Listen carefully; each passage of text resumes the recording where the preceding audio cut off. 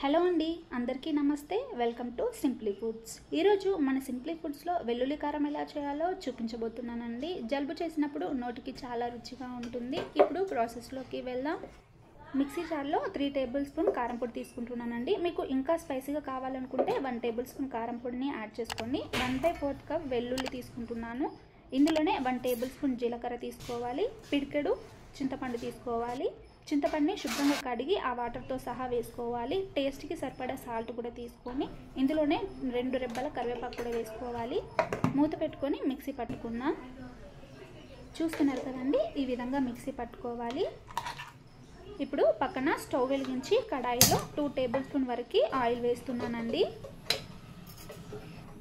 Oil heat అయిన తర్వాత ఇందులో 1 టేబుల్ స్పూన్ ఆవాలు వేసుకోవాలి.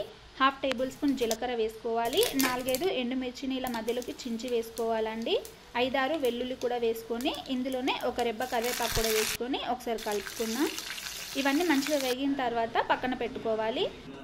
ఇప్పుడు ముందుగా మిక్సీ పట్టుకున్న పచ్చడిని ఒక గిన్నెలోకి తీసుకొని ఇందులోనే పోపు కూడా వేసుకోవాలండి.